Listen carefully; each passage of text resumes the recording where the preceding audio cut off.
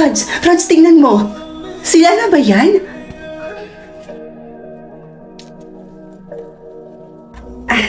Oo, sila nga yan. Jackpot ka, be! Ay, yayaman tingnan, no? Sabi naman sa'yo, di ba?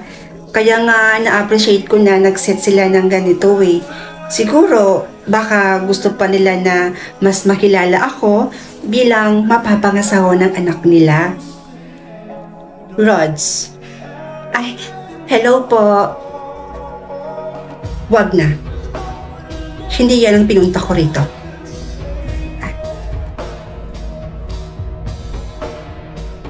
Sino siya? Best friend ko po. Sumama po siya sa akin kasi gusto niya daw ko kayong makilala. Hello po. Pasok na po tayo sa loob. Kami na po bahala sa bill. Kakasahod naman po namin kanina. Hindi na. Hindi na naman ako magtatagal. Umorder na lang kayo ng sa inyo.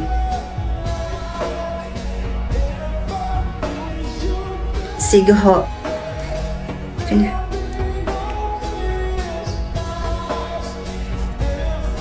May konti lang naman akong sasabihin tungkol sa anak kong si Marvin. Huwag po kayong mag-aalala, tita. Alagang-alaga ko po siya sa bahay. Lumaki si Marvin sa may malaking tahanan.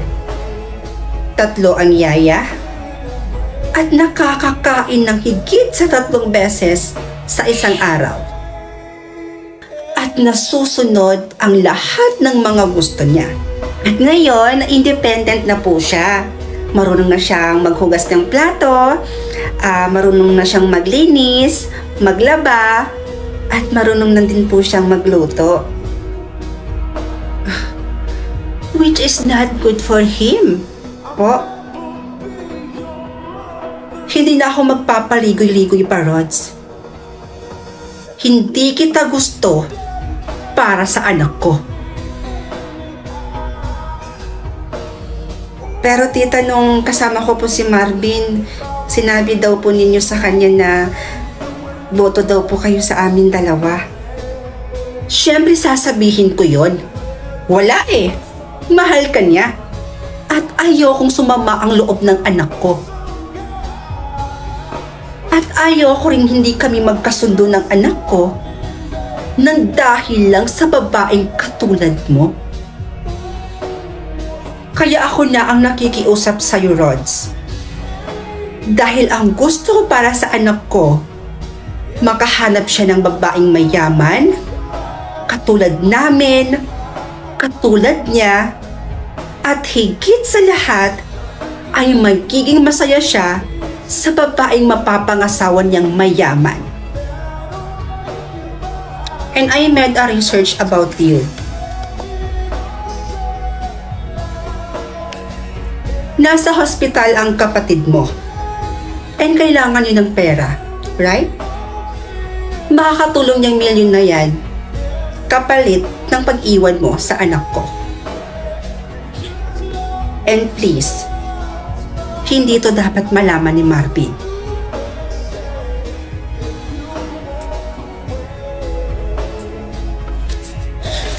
O teka, saan ka pupunta? Ibabalik mo yung tseke?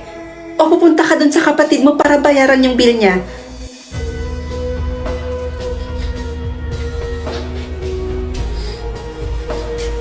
So after ng meeting natin sa client number 2, may meeting pa tayo sa Metro Manila, tama ba?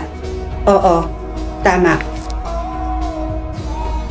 Ano gagamitin natin? Yung sasakyan ko na lang ba? Yeah. Dara. Rod, si Marvin.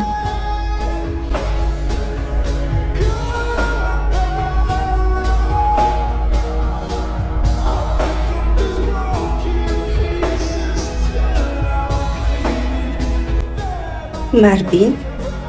Hindi ko alam kung matutuwa ako muli na nakita kita, Rods.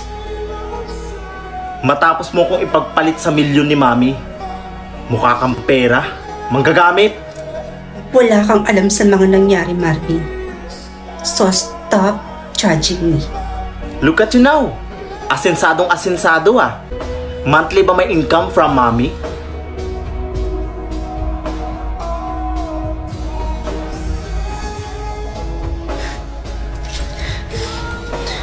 Dara.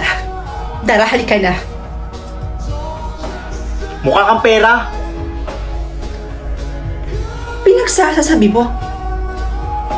Kung makapagsalita ka, parang alam mo na lahat ng pinagdaanan ng kaibigan ko, ha? O, ayan.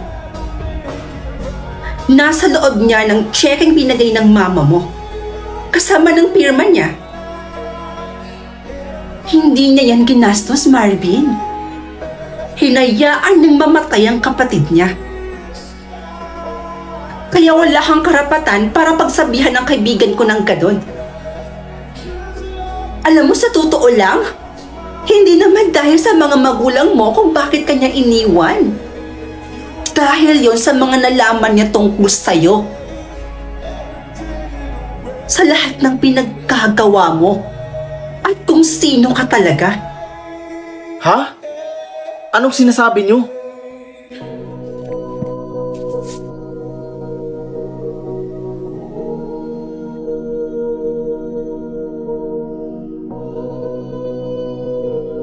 Bes, ayan na ka ng tipaklong. Girl, ikaw lang pala yan. Kala ko na kung sino na. Nakakagulat ka naman. Bes, alam mo ba? Kami na ni Marvin. Marvin? Boyfriend mo si Marvin? Eh, boyfriend ko yun eh. Ano? Boyfriend mo rin si Marvin? Ay, mali. Ay, Bes? Sino palang Marvin yung tinutukoy mo? Oo. Anong sinong Marvin? Hindi mo ba naaalala yung lagi kong kinikwento sa'yo? Si Marvin Valencio.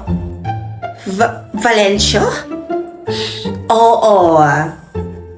Valencio. Ah, oo. Si Marvin Valencio pala. Sorry. Akala ko kasi si Marvin Abis. Huli ka! Ha? Ano? Bakit? So, bakit mo nasabing may boyfriend ka na? So, ibig sabihin, may boyfriend ka na nga talaga? Sino yan? Ha? Anong pinagsasabi mo? Umamin ka na. Huling-huli ka na sa akto, oh. Ano? May boyfriend ka na? Okay, fine. Eto na. Sasalita na. Wow. Oo. May boyfriend na ako ngayon. And actually bago pa lang naman. Kasi kahapon ko lang siya sinagot. O di ba inamin mo rin? Pero as in, kung saka ako nagka-boyfriend, saka ka naman nagka-boyfriend na rin. Wow! Mag-best friend nga talaga tayo, girl. Ang saya. May boyfriend na tayong pareho. Pero kahit ganon, kahit may boyfriend na tayo pareho, sana hindi ka pa rin magbabago sa akin, ha? Oo naman. Ano ka ba? Walang magbabago dun, no? Promise. Nga pala, saan mo naman nakilala yung boyfriend mo? Siyempre, saan pa ba? Eh di sa OVO app. Sa OVO? So, ibig sabihin, gumagamit ka na din pala ng OVO na yan, katulad ko. Oo, simula kasi nung nirecommend mo sa akin yung OVO app na yan, Besh, eh ayun, talagang ginamit ko na talaga siya ng tuluyan. Especially kapag bored ako, Besh, talagang nakababad lang talaga ako dyan sa OVO. Wow naman! Nakakakilig naman yung love story nyo. Sa OVO pa talaga kayo nagkakilala. Diba? Ano sabi ko sa'yo noon? Diba sabi ko gumamit ka na ng OVO? Kasi dyan sa OVO na yan, sobrang ang saya-sayang gamitin yan. Kasi bukod sa maraming cute at magaganda dyan sa OVO, ay ganun din ang karami ng mga gwapo dyan sa OVO app na yan. Kaya ka siguro kaagad-agad nagka-boyfriend dyan. Kasi mahilig ka sa gwapo, di ba? Ay, naku, imposible. Imposibleng hindi ka nakabingwit ng gwapo dyan sa OVO app na yan. Very well said. Thank you, Bes, ha? Thank you sa pag-recommend sa akin ng app na yun. You're welcome, Beshi ko. O siya, uwi na ako ha. Baka hinahanap na ako dun sa bahay. Alam mo, kaya naman kasi ako pumunta dito sa inyo kasi gusto kong ibalita sa'yo yung napakagandang nangyari sa buhay ko ngayong araw na to. At gusto ko, ma-shock ka sa ibabalita ko sa'yo. Pero hindi ko naman akalain na pati pala ako ay masya-shock sa nabalitaan ko ngayon na nagka-boyfriend ka nga, magkatulad pa sa pangalan ng boyfriend ko. Wow! In fairness bongga! O sige na ha, bye-bye! O siya, sige, umuwi ka na doon. Mag-iingat ka ha. Love you!